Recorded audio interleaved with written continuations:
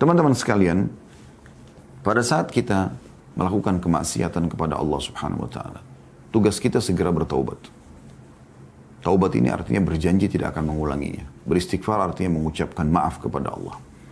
Kita beristighfar dan bertaubat kepada Allah Subhanahu wa taala, lalu kemudian kita segera mengambil langkah menjauhi semua, ya.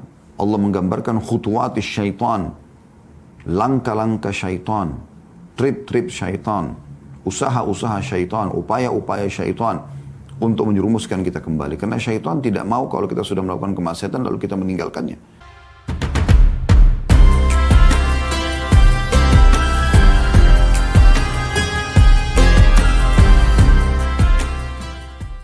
Saudaraku seiman, kita akan melanjutkan bahasan bedah buku kita di setiap bulan 2 kali di hari Selasa.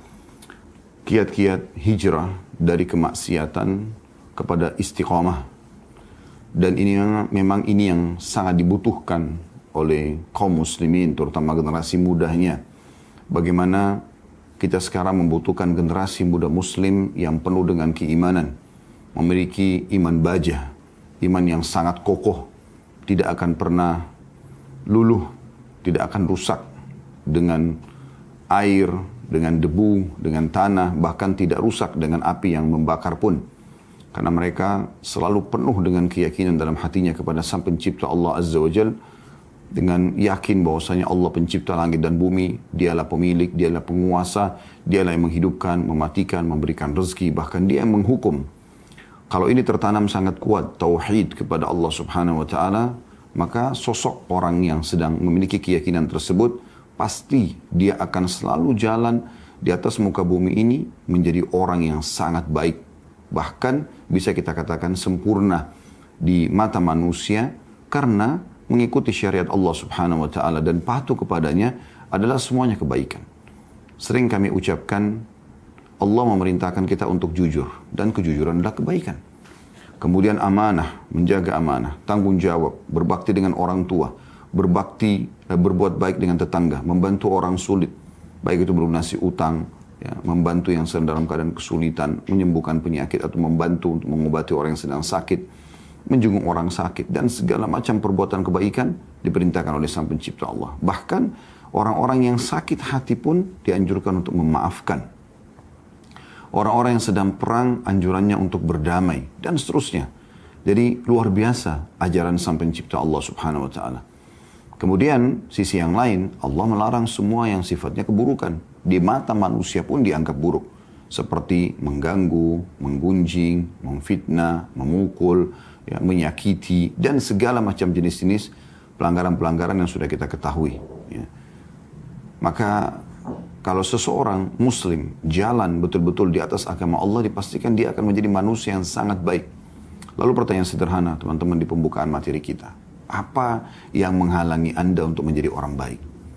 Kenapa selalu ada pemahaman kalau anak muda tampan, anak mudi cantik, maka sayang kalau menjadi orang yang istiqomah, orang yang dekat dengan Allah Subhanahu wa ta'ala. Bahkan dikatakan, sayang ya, kenapa orang ini cantik, orang ini gagah, nggak jadi artis, nggak jadi ini dan itu. Diherankan kalau mereka ada di pesantren-pesantren, diherankan kalau mereka ada di sekolah-sekolah tahfidz Quran, diherankan kalau mereka itu masih muda sudah tutup aurat, masih muda, kemudian mereka sudah sibuk pada saat mendengarkan azan sholat. Mereka sibuk mendiskusikan tentang masalah sebab turunnya ayat, tentang sebab urut atau penyebutannya hadis dan seterusnya. Dianggap asing. Padahal subhanallah ketampanan dan kecantikan justru memang harus disyukuri dan digunakan untuk ketaatan kepada Allah Subhanahu wa ta'ala. Wahai generasi muda muslim, kenapa engkau tidak menjadi orang yang istiqamah? Mengapa engkau tidak menjadi orang yang baik? Dan kalau Anda mau menjadi orang baik, kenapa enggak sekaligus 100% menjadi orang yang baik? Menjadi orang-orang yang sangat dekat dengan Allah Subhanahu wa ta'ala memang di masa mudanya. Kalau belum faham atau belum memiliki landasan motivasi dari figur-figur orang, Anda bisa membaca tentang riwayat hidup Anas ibn Malik, Abdullah bin Umar, Abdullah bin Abbas, Abdullah bin Mas'ud, Abdullah bin Amr bin As, ya, Usama bin Zaid, dan banyak sahabat-sahabat Nabi Ridwanullah alaihim yang masih muda-muda. Bahkan pada saat Nabi SAW meninggal, mereka sangat muda. Tapi di saat Nabi SAW mengumandangkan jihad, mereka berada di saf pertama. Bahkan ada di antara mereka, pada saat ditolak oleh Nabi SAW berjihad karena masih muda, umurnya masih 12 tahun, 13 tahun, sudah ingin ikut berjihad, maka oleh Nabi SAW mereka menangis. Bahkan ada di antara mereka yang mengatakan, ya Rasulullah, kenapa anda menerima kakak saya dan menolak saya? Sementara saya lebih menguasai keterampilan gulat daripada dia. Lalu Nabi SAW mengizinkan dia untuk bergulat dengan saudaranya dan ternyata dia menang. Lalu diizinkan Nabi SAW untuk berperang. Mereka tidak ketinggalan sholat malam. Mereka tidak ketinggalan sholat berjamaah di masjid. Bagaimana Abdullah bin Umar selalu menyampaikan kadang-kadang tentang kisah pribadinya radhiyallahu anhu. Padahal beliau masih muda sekali pada saat itu. Ya, bagaimana beliau mengatakan, aku mengetahui ada dosa pada diriku pada saat aku terharamkan dari 1 kali sholat subuh berjamaah. Jadi selalu jadikan sebagai bahan muhasabah. Dan Nabi SAW sudah mengatakan di antara 7 golongan yang Allah akan naungi di hari kiamat, tidak ada naungan kecuali naungannya, yaitu anak muda yang tumbuh di atas ketaatan Allah. Wahai ayah dan ibu, wahai generasi tua dari kaum muslimin, cukuplah anda yang terjerumus pada kemaksiatan kepada Allah. Bukankah sudah banyak anda rasakan cobaan-cobaan dan efek daripada dosa yang anda lakukan? Dari perzinahan anda, dari riba, dari penipuan, dari menggunjing, dari memfitnah. Bukankah sudah banyak garam kehidupan, pahit yang anda lalui karena banyak yang maksiat yang anda lakukan? Karena semua itu datang karena kemaksiatan seseorang. Maka bertakwa kepada Allah, jangan wariskan kepada anak-anak anda. Kenapa masih ada di antara generasi tua kaum muslimin yang mengatakan kepada anaknya, nak, kenapa kau di rumah saja? Kenapa kau tidak keluar pacaran? Kenapa kau tidak ke karaoke? Kenapa kau tidak ke diskotik? Bukan dia suruh anaknya sholat, nak, tutup aurat, belajar agama. Cukup ayah dan ibu belum bisa mengaji, belum mengenal agama, justru pengajian baru sekarang. Kenapa? Kenapa anda wariskan keburukan kepada anak-anak anda? Bukannya anda menutupi kesalahan anda itu. Kemudian anda memperbaiki diri anda, bertobat kepada Allah, dan memperbaiki generasi yang sedang Allah amanahkan di tangan anda. Generasi ini bisa menjadi penyebab dosa-dosa anda dimaafkan. Dalam sebuah hadis yang sahih riwayat Bukhari, akan ada orang, kata Nabi SAW, pada hari kiamat diberikan pahala bergunung-gunung, dan dengan itu dia akan masuk dengan derajat yang tinggi di surga. Maka dia pun heran, dia tidak pernah mengerjakan amal ini. Apa sebabnya gitu? Dari mana amal ini? Maka dia bertanya kepada para malaikat, dari mana ini semua? Apa perkataan malaikat? Ini istighfar anakmu untukmu. Generasi itu yang meninggikan derajatmu nanti, wahai saudaraku muslim. Bukankah di setiap kepala anda sudah tumbuh uban, yang anda berusaha untuk menyemirnya dan menyembunyikannya, atau mencabutnya? Itu peringatan. Bahkan lahirnya anak anda peringatan, kalau anda sudah mendekati dengan kematian. Bertakwa kepada Allah subhanahu wa ta'ala. Jangan menyesal nanti. Sekarang kesempatan perbaikin, istiqamah di jalan Allah subhanahu wa ta'ala. Sisi yang lain, menjadi orang yang istiqamah di agama Allah, nikmat sekali. Demi Allah teman-teman, nikmat. Nikmat sekali sholat on time. Nikmat puasa, seperti kemarin Ramadan anda rasakan sendiri bagaimana nikmatnya. Haus, lapar, iya, tapi ada kenikmatan. Kalau tidak ada kenikmatan, orang tidak akan rame-rame untuk mengerjakannya. Dan pada saat berbuka puasa ada kegembiraan yang kita dapatkan. Lebaran Idul Fitri kita gembira karena kita berhasil melengkapkan puasa Ramadan kita. Bahkan banyak di antara muslimin yang akhirnya mulai menerapkan sunnah-sunnah puasa sunnah 6 hari bulan Syawal, ya puasa Senin Kamis dan seterusnya karena sudah dapat pelajaran dari Ramadan.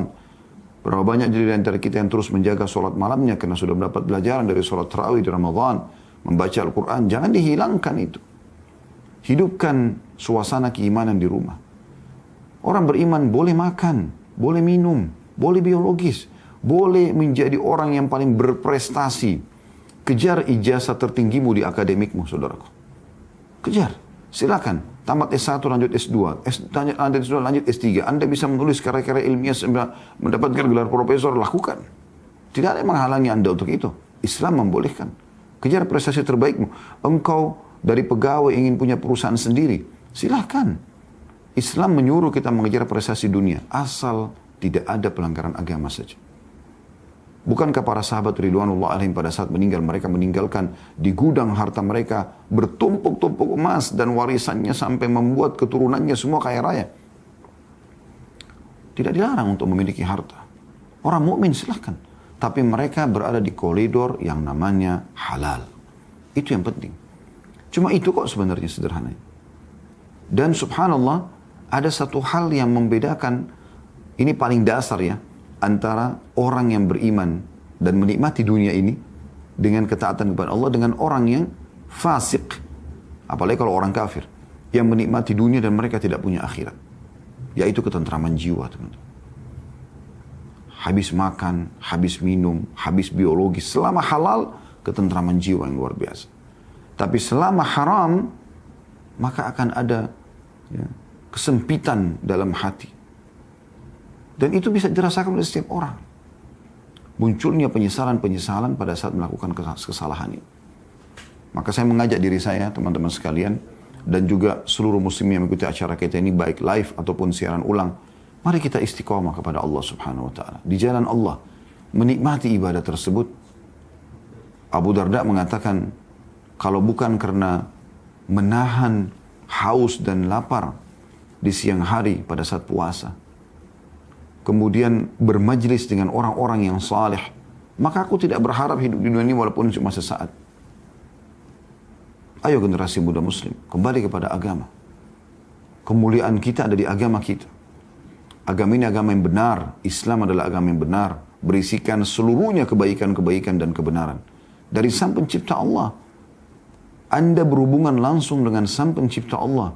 Kalau Anda sedang nikmat, yang memiliki kenikmatan tersebut, yang menciptakannya adalah Allah. Kesehatan, harta, keturunan, dan segala macam hal.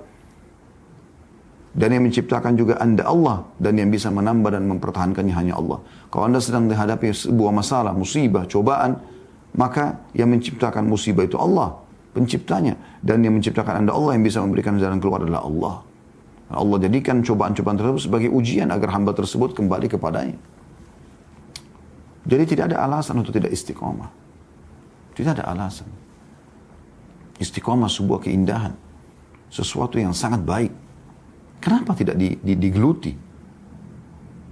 Nikmat sekali menjadi orang mukmin. Dan saya sarankan teman-teman kembali mengingat lagi, di YouTube insya Allah di playlist ada ceramah kami tentang indahnya menjadi orang beriman. Kalau tidak salah saya sebutkan ada 17 manfaat menjadi orang beriman. Diberikan rezeki, diberikan keturunan, diberikan segala macam hal kelapangan dari masalah-masalah dalam hidupnya. Di dunia dia bahagia, bisa nikmati dunia. Di akhirat dia lebih bahagia lagi. Lalu apa alasannya kita tidak istiqamah menjadi orang yang baik? Dan orang-orang yang melakukan kemaksiatan, isi hidupnya pasti teman-teman kesumpekan, kesedihan, permasalahan yang tidak pernah selesai. Sebenarnya Allah subhanahu wa ta'ala memberikan itu pada mereka agar mereka kembali ke jalan Allah. Cuma banyak di antara mereka yang tidak faham. Sehingga mereka bukan kembali kepada Allah azza wa jalla. Mereka bukan kembali kepada Tuhannya. Tapi mereka makin terjerumus dengan kemaksiatan. Makin mabuk-mabukan, makin narkotika, akhirnya tabrakan, meninggal, na'udzubillah su'ul khatimah. Dan Allah tidak akan pernah melihat masa lalumu, hai muslim. Allah melihat kamu sekarang. Allah tidak akan melihat masa lalumu. Siapa kamu di masa lalu, Allah tidak perlu menatap itu. Allah melihat kamu sekarang. Umar bin Khattab dulu pemabuk, penjahat, orang kafir, penyembah berhala. Tapi setelah masuk Islam, Allah muliakan dia. Dan Umar tidak lagi mengenang masa lalunya. Umar tahu saya sekarang orang beriman. Teruslah dia istiqomah di jalan Allah sampai Allah muliakan. Bukan hanya sekedar dia sendiri mendapatkan ketentraman jiwa, tapi menjadi ulamanya kaum muslimin. Karena mulai belajar agama dan faham. Sampai Nabi SAW menggambarkan mimpi beliau. Umar memiliki pakaian yang panjang dengan ilmu yang luas yang dimiliki oleh Umar. Karena terus belajar radhiyallahu anhu.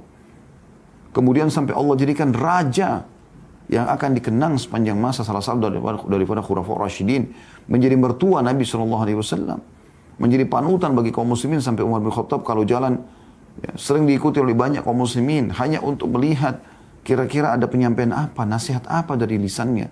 Tidak keluar kecuali emas baik dari orang-orang beriman.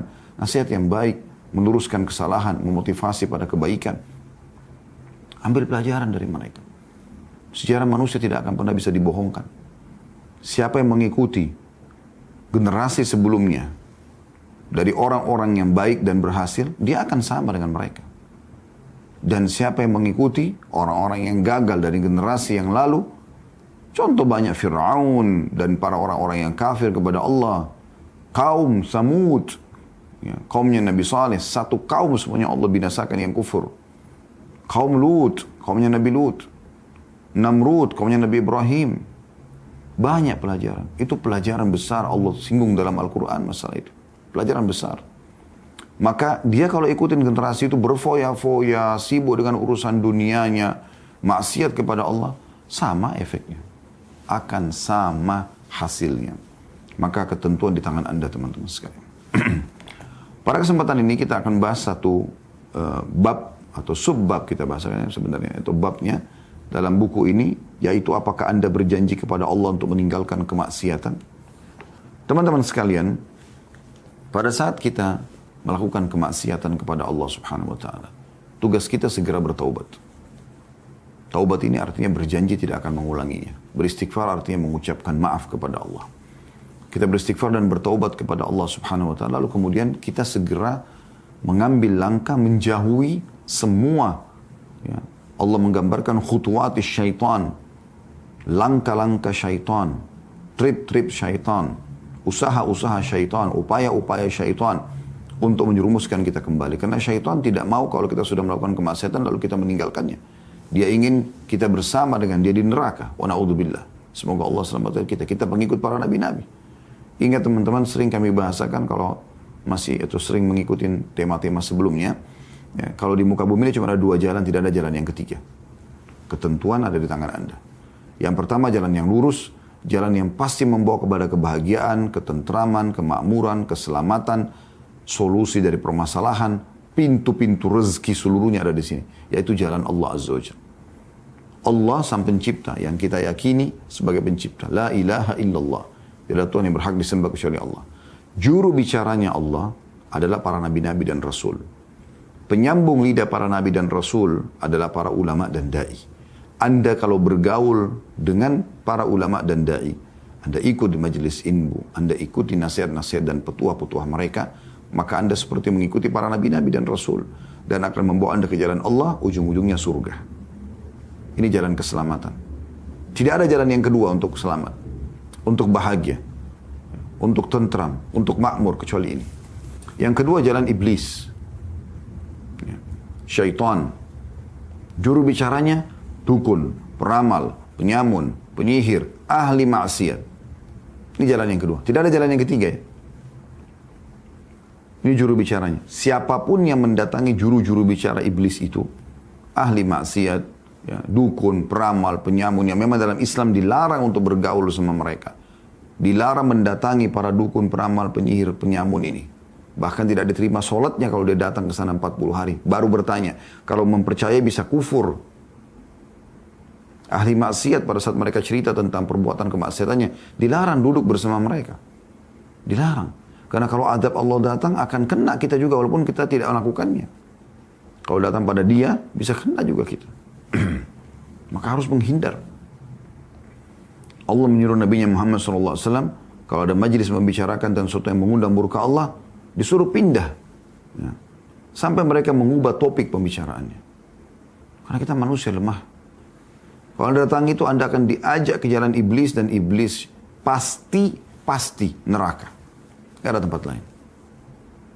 Keputusan di tangan Anda. Dan tidak akan pernah bersatu dua jalan ini, teman-teman. Anda sekali di jalan Allah sudah. Istiqamah. Tegas. Ya. Berpegang teguh pada tali Allah Subhanahu wa taala, syariat Allah Subhanahu wa taala sampai mati. Wa'bud rabbaka hatta ya'tiyakal yakin, kata Allah Subhanahu wa taala. Sembahlah Tuhanmu sampai datang kematian padamu. Udah enggak ada neko-nekonya. Enggak ada negosiasi sama syaitan. Haram, selesai haram. Saya tidak akan sentuh. Dan kita terus ya, menghalangi siapapun yang menuju ke jalan syaitan, bahkan kita memeranginya. Karena ini menuju kepada neraka. Untuk apa? Oleh karena itu, tidak bisa bersatu nih. Kalau di sini akan terganggu ibadahnya. Kalau ibadah, ya akan terganggu kemaksiatan. Tidak akan mungkin orang melakukan kemaksiatan kalau dia istiqomah di jalan Allah. Seperti itulah. Makanya syaitan kalau mau merusak orang yang sudah istiqamah teman-teman, dirusak dulu keimanannya. Dia nggak bisa langsung suruh melakukan perbuatan dosa besar, nggak bisa. Tapi dia rusak dulu keimanannya, dibuat dulu dia lalai, kendor, teledor terhadap sholat, mulailah dia yang tadinya sunnah-sunnah dikerjakan, ditinggalkan, dan seterusnya. Kemudian pada saat dia lemah, baru diajak ke sana. Karena tidak mungkin orang yang tegas, yang luas gitu kan, dalam menerapkan syariat Allah Subhanahu Wa Taala ini, itu tidak mungkin bisa diganggu oleh syaitan. Dan mereka akan selalu dalam penjagaan Allah Subhanahu Wa Taala. Itu kebahagiaan yang luar biasa. Dunia bahagia, di akhirat bahagia. Apalagi yang Anda inginkan? Tidak bisa bersatu, jangan satukan ini. Kalau Anda satukan, maka akan kacau kehidupan Anda. Udah tinggalkan, udah. Saatnya hijrah menjadi orang yang baik. Nah, kalau Anda sedang terjerumus, syaitan satu waktu menjerumuskan Anda, wa na'udzubillah, ke jalannya, maka segera kembali. Dan kembali ini benar-benar dengan taubat nasuha ke jalan Allah Subhanahu Wa Taala. Taubat nasuha. Cuman Anda yang bisa selamatkan diri Anda. Hai Muslim, hanya kamu yang bisa selamatkan dirimu. Para da'i, para ulama hanya bisa menyampaikan seperti kami sampaikan sekarang. Tinggalkanlah, lakukanlah, tinggalkanlah maksiat, lakukanlah ketaatan. Tapi keputusan di tangan Anda. Kalau Anda tidak segera hijrah, mengubah diri Anda sendiri, berarti Anda mencelakakan diri Anda. Tapi kalau Anda berubah, beruntunglah Anda. Berubah menjadi orang yang lebih baik. Tidak ada kata terlambat. Allah Subhanahu Wa Taala akan terus memberikan peluang bagi orang yang mau kembali ke jalannya. Selama Anda belum meninggal dunia, maka Anda punya peluang yang luar biasa. Kesempatan emas. Teman-teman sekalian, kalau ada orang yang melakukan kemaksiatan, dia selain meninggalkan dosa itu, kemudian dia menuju ke jalan Allah Subhanahu Wa Taala. Imam Nawawi menyebutkan ada 3 syarat taubat nasuha. Ini sudah pernah kita singgung di bab-bab sebelumnya. Meninggalkan dosa itu seketika. Lagi buat dosa apapun tinggalkan. Yang kedua, menyesali. Bagaimana kita sesali? Kita harus tahu kalau ini dosa. Dan kita baca ancaman-ancamannya. Siapapun yang mengikuti acara kita ini teman-teman sekalian, kalau Anda sedang bermaksiat kepada Allah, baca ancaman maksiat itu. Anda tinggal ketik riba, ancaman riba. Ya. Zina, ancaman zina. Menipu, ancaman manipulasi atau menipu, dan seterusnya. Maka di situ Anda akan menyesal, oh ternyata ada hukuman ini yang akan saya kena ya. Atau akan saya dihukum oleh Sang Pencipta Allah. Dan siapa yang menghalangi Anda kalau sudah Allah yang akan menghukum Anda? Tidak akan mungkin ada. Yang ketiga, berjanji bertekad. Tidak akan mengulanginya. Nah, di poin yang ketiga, masalah berjanji ini teman-teman sekalian, ini yang dibahas oleh penulis sekarang. Apakah Anda berjanji kepada Allah untuk meninggalkan kemaksiatan? Nah ini perlu rincian teman-teman sekalian. Janji yang kita sampaikan ini, itu hanya antara kita sama Allah Subhanahu Wa Taala. Tidak usah dipublikasikan, tidak usah dipublis. Tidak usah dipublikkan. Antara kita sama Allah Subhanahu Wa Taala. Terus saya bilang, saya sudah tobat, saya sudah janji sama Allah. Itu Anda bicara sama manusia. Bicara sama Allah Subhanahu Wa Taala. Wudu, sujud, dengan ikhlas, ikrarkan antara Anda sama Tuhan Anda Allah, ya Allah, mudahkanlah hambamu ini untuk meninggalkan kemaksiatan. Seperti itu. Dan jangan pernah teman-teman mendahulukan diri kita mengatakan, saya berjanji, bertekad ya Allah, saya tidak akan pernah lagi melakukan kemaksiatan. Hati-hati dengan ini. Karena kapan Anda melanggar, ini berat. Maka anjuran para ulama adalah kita mengatakan atau menyatakan, ya Allah mudahkanlah hambamu ini untuk meninggalkan kemaksiatan ini selamanya. Jadi biar Allah Subhanahu Wa Taala yang memudahkan kita. Bukan kita. Saya akan bacakan apa yang ditulis oleh penulis di sini. Ya. Beliau mengatakan babnya, apakah Anda berjanji kepada Allah untuk meninggalkan kemaksiatan? Dan sebelum masuk lagi, saya juga perlu titik beratkan dan saya ulangi lagi ya. Kemaksiatan kepada Allah adalah racun kehidupan. Tahu racun? Mematikan. Nggak ada maksiat yang membuat bahagia teman-teman. Pasti akan kepada kegangguan, ya, hilangnya ketentraman jiwa, hilangnya ketenangan. Karena yang membuat tenang adalah keimanan. Itu hilang. Berkurang dengan kemaksiatan. Bahkan bisa hilang sama sekali kalau orang merusaknya. Kata beliau, ketika sebagian pemuda terjerumus dalam kemaksiatan dan apinya membakarnya, dorongan keimanannya tergerak dalam hatinya. Maka dia pun merasa bersedih dan menyesal. Jadi perasaan penyesalan yang datang pada saat kita sedang bermaksiat atau sudah melakukan kemaksiatan itu adalah dorongan keimanan, masih ada bibit keimanan dalam hati. Dia merasa bahwa jiwanya yang lemah telah menjerumuskannya dalam kemaksiatan. Saat itulah dia berjanji kepada Allah yang Maha Suci dan Maha Tinggi untuk menjauhi kemaksiatan. Atau bernazar kepada Allah untuk berpuasa demikian dan demikian, atau sholat demikian dan demikian. Perbuatan ini tidak dilakukan lagi, pembangkitnya adalah penderitaan karena melakukan kemaksiatan. Jadi yang membuat Anda menyesal, yang membuat akhirnya Anda bertekad untuk berpuasa, bernazar sekian hari, kalau Allah membuat saya meninggalkan dosa ini dan itu semua karena penderitaan, ada rasa, ada derita dalam jiwa. Dan itu semua orang yang bermaksiat merasakannya gitu. Keinginan untuk menahan keinginan untuk menahan keinginan nafsunya dan membuat hukuman untuk pelanggaran yang dilakukannya. Tetapi apakah ketulusan niat semata sudah cukup untuk menentukan bahwa suatu perbuatan itu benar sesuai dengan syariat? Tanda tanya. Beliau mengatakan, ketika kita meletakkan tema sebagai dasar perdebatan atau pembicaraan atau diskusi, maka kita perlu menuliskan catatan-catatan berikut ini. Yang pertama, kata beliau, pada umumnya yang mendorong pemuda ini untuk melakukan perbuatan semacam ini adalah perasaan kegagalannya dalam mengatasi jiwanya. Dari situlah dia melihat bahwa dirinya perlu menggunakan kiat-kiat tersebut untuk menahan dirinya. Jadi maksudnya umumnya banyak orang yang mengatakan saya akan bernazar, saya akan begini dan begitu pada saat dia mau meninggalkan dosa. Itu karena dia ingin mengatasi jiwanya. Dan dia melihat inilah nanti yang bisa menahan dirinya untuk mengulangi dosa tersebut.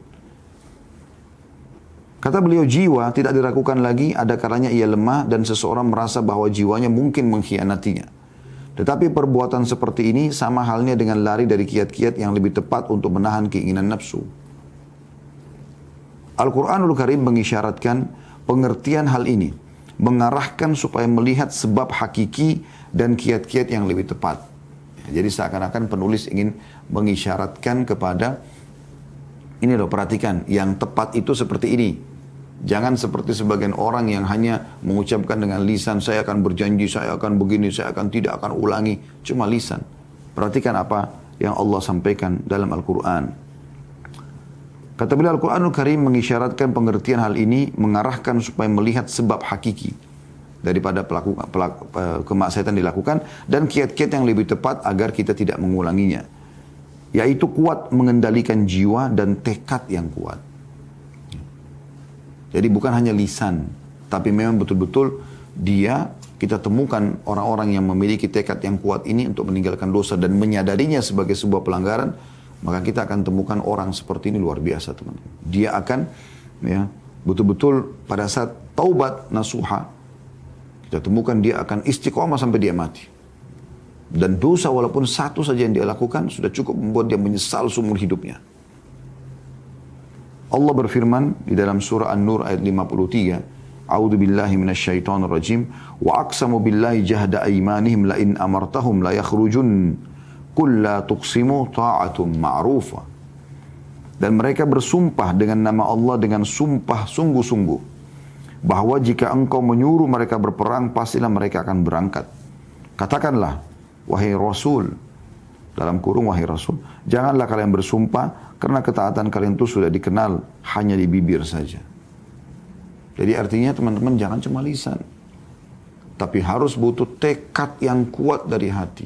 Saya mau jadi orang baik. Tadi di pembukaan panjang lebar kita jelaskan masalah itu. Apa yang menghalangi Anda menjadi orang baik, orang saleh, orang salehah? Kenapa nggak mau jadi orang baik? Apa masalahnya? Nikmat. Bebas makan, bebas minum, bebas bekerja, bebas mengejar prestasi dunia, bisa biologis asal 5 huruf. Halal, nikmati. Silahkan. Gak ada larangan. Tinggalkan yang haram, dan yang haram sudah sering kami sampaikan.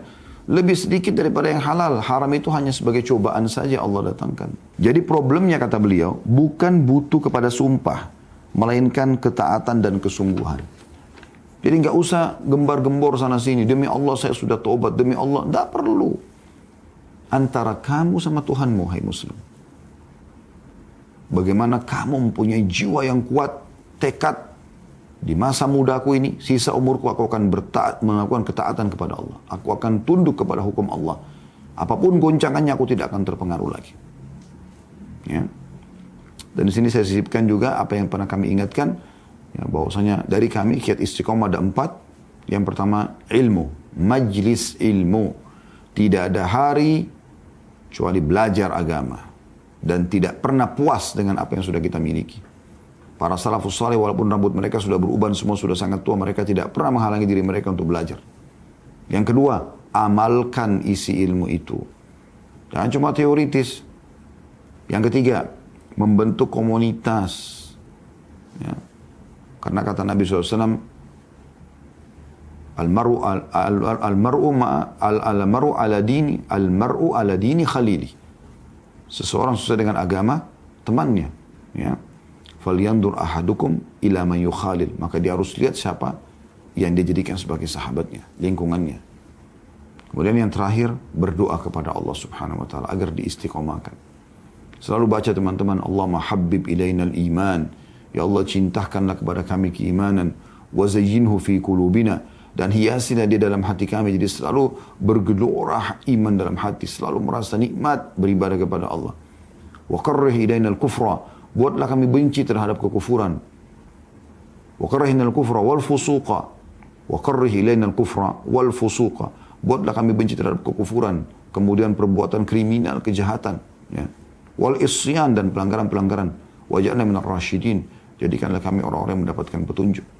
Ini salah satu doa yang diajarkan oleh baginda Nabi alaihi salatu wassalam. Yang kedua kata beliau, ketika dia berjanji kepada Allah untuk tidak melakukan kemaksiatan, maka ada kalanya jiwanya lemah dan melakukannya kembali. Dikhawatirkan firman Allah Ta'ala berikut ini berlaku untuknya.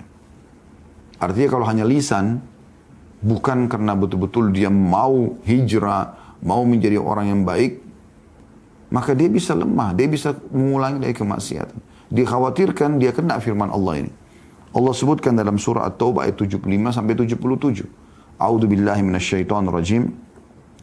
Wa minhum man 'ahada Allah la in atana min fadlihi lanasaddaqanna wa lanakunanna minas salihin. Falamma atahum min fadlihi bakhilu bihi wa tawallaw wa hum mu'ridun. Fa'aqabahum nifaqan fi qulubihim ila yaumi yalqawna. فَعَقَبَهُمْ نِفَاقًا فِي قُلُوبِهِمْ إِلَى يَوْمٍ يَلْقَوْنَهُ بِمَا أَخْلَفُوا اللَّهَ مَا وَعَدُوهُ وَبِمَا كَانُوا يَكْذِبُونَ. Dan di antara mereka ada orang-orang yang berjanji kepada Allah. Jika Allah benar-benar memberikan sebagian dari karunia-Nya kepada kami, pasti kami akan bersedekah dan pastilah kami termasuk orang-orang yang saleh. Allah sebutkan ini, ada orang-orang yang kadang-kadang begitu melihat harta yang banyak melimpah dimiliki oleh orang lain, dia berharap dia juga punya. Dan dia mengatakan dengan lisannya, kalau Allah berikan saya nanti harta seperti itu, saya akan buat. Tapi cuma lisan. Ya. Apa yang terjadi kata Allah? Tetapi setelah Allah memberikan kepada mereka sebagian dari karunia-Nya, Allah uji dia, dikasih sedikit harta. Dapat warisan, dapat keuntungan dagang, dapat ini dan itu, dapat pekerjaan, sudah mulai punya income sendiri. Kata Allah, tetapi setelah Allah memberikan kepada mereka sebagian dari karunia-Nya, mereka kikir dengan karunia itu dan memalingkan diri. Dan mereka memanglah orang-orang yang berpaling dari kebenaran. Allah uji dia. Ya. Harusnya dia lebih semangat. Sedikit saja teman-teman Allah kasih kita rezeki. Kita sudah niat nih, oh ini orang susah ya, saya sudah niat mau bantu dia. Oke. Pada saat teman-teman sekalian, kita menemukan peluang untuk melakukannya, jangan tunda. Walaupun sedikit, sedekahlah, bantulah, ya. Sholatlah. Kalau Allah bangunkan saya di malam hari, saya akan sholat malam. Bangun sholat, akhi dan ukhti. Kenapa kau tidak bangun sholat? Ngantuk, lawan ngantuknya. Kan begitu. Jangan cuma berbicara dengan lisan, gak ada gunanya. Tunjukkan kalau kau memang benar akan melakukan itu. Lalu kata Allah, maka sebagai akibatnya Allah menimbulkan kemunafikan dalam hati mereka sampai pada waktu mereka bertemu dengannya, maksudnya sampai menjelang mati nanti. Karena mereka telah menyalahi apa yang telah mereka janjikan kepada Allah dan juga karena mereka selalu berdusta. Di sisi Allah dianggap berdusta itu. Orang kalau ucapin, saya akan lakukan, tapi ternyata dia tidak lakukan. Lalu mengatakan karena iman saya lemah, dan seterusnya. Ini kita sayangkan sekali. Ya. Wahai generasi muda muslim, kembali kepada Allah. Dan sekaligus menjadi orang yang baik, jangan setengah-setengah. Tidak boleh setengah-setengah. Ya. Yang ketiga, Nabi SAW melarang bernazar. Dan beliau mengatakan bahwa la yaruddu syai'a innama yustakhraju bihi minal bakhil. Ini peringatan luar biasa dari baginda Nabi SAW ini. Kata beliau, nazar itu, jadi artinya kalau saya sembuh, saya akan sedekah. Kalau saya lulus, saya akan bersedekah, saya akan puasa. Nazar seperti itu. Kata beliau, ia tidak dapat menolak sesuatu pun. Jadi nggak ada urusannya. Nanti kalau Allah kasih harta saya akan mengeluarkan begini dan begitu. Nggak ada gunanya itu bernadar seperti itu, teman-teman sekalian. Kata Nabi SAW, karena hanyalah sarana yang dengannya amal soleh, tanda kutip di sini, dikeluarkan dari orang yang bakhil. Hadis ini riwayat Bukhari nomor 6693 dan Muslim 1639. Secara umum hukum nadar makruh. Ya. Jadi lebih baik kita memang sembuh dari penyakit, berdoa kepada Allah. Lalu setelah itu kita sebagai tanda syukur bersedekah. Tapi jangan diikuti dengan nazar. Karena kalau diikuti dengan nazar, nanti jadi utang kepada Allah SWT. Dan seakan-akan kalau Allah tidak sembuhkan penyakit, tidak akan sedekah. Kalau Allah tidak sembuhkan penyakit, tidak luluskan kuliahnya, atau tidak luluskan kerja, dia tidak akan ya bersedekah atau berpuasa. Maka ini bakhil, kata Nabi SAW. Walaupun secara umum boleh saja orang bernazar, bukan tidak boleh. Tapi ini bukan sebuah hal yang dianjurkan. Justru dimakruhkan, teman-teman sekalian. Tapi kalau kita sudah nazar, kita jalankan. Selama nazar itu karena Allah Subhanahu wa Ta'ala. Kata beliau, ketika seseorang bernazar, kemudian dia gagal dan jatuh dalam kemaksiatan, maka berarti dia telah mengharuskan dirinya untuk melakukan sesuatu yang tidak diharuskan oleh syariat. Dan seringkali kita melihat seseorang meminta dan dia terus bernazar atau berjanji kepada Allah untuk melakukan satu perbuatan, tapi dia tidak dapat mengerjakannya dan dia mencari jalan keluarnya. Karena itu sebabnya dia menghindari cara tersebut sejak awal. Jadi nggak usah diikuti dengan nazar. Artinya sebagai bentuk ya tobat saya bernazar akan berpuasa selama sebulan penuh. Saya akan bersedekah setengah harta saya. Nggak perlu. Udah nggak usah bernazar. Keluarkan aja, sedekahin aja, seikhlasnya. Gitu kan? Itu lebih baik. Lakukan ketaatan yang sudah diperintahkan. Puasa wajib, puasa sunnah. Udah, selesai. Itu lebih baik tentunya. Kemudian yang terakhir, yang keempat kata beliau. Jadi supaya jangan cuma mengucapkan dengan lisan, tapi tekad jiwa yang kuat yang harus ada pada setiap orang di antara kita. Jadi 1 jam lebih ini, 1 jam ini teman-teman kita bicara tentang masalah bagaimana jiwa ini punya tekad yang kuat untuk istiqomah di jalan Allah Subhanahu wa Ta'ala. Bukan hanya sekedar ucapan lisan. Kalau kita temukan ada orang terlalu banyak ngomong sana sini, saya sudah istiqomah, alhamdulillah, saya sudah begini, saya sudah taubat. Ini orang tanda tanya. Untuk apa dia ucapin depan manusia? Untuk apa? Kalau dia ikhlas, dia tidak akan ucapkan. Dan dia tidak butuh dengan penilaian orang. Dia tidak butuh ya orang lain memujinya. Tidak perlu. Antara dia sama Allah Subhanahu wa Ta'ala. Yang keempat kata beliau, seandainya pemuda ini berpikir panjang dalam dirinya, niscaya dia mengetahui bahwa tidak ada bedanya antara orang-orang yang berjanji kepada Allah dengan orang-orang yang tidak melakukan demikian. Sebab yang menyebabkan dirinya terjerumus dalam kemaksiatan tidak lain hanyalah karena panggilan syahwat lebih mendominasi dirinya daripada panggilan iman. Janji tersebut tidak dapat melakukan apa-apa dan tidak berguna. Ya. Jadi artinya dia action, dia lakukan saja. Dia berusaha untuk menjalankan kiat-kiat istiqamah. Banyak berjanji ini juga diikuti dengan beberapa atau banyak konsekuensi. Dan ini berbahaya. Teman-teman sekalian, ini berbahaya bagi dia. Sebagaimana sudah disebutkan oleh penulis tadi. Allahu a'lam.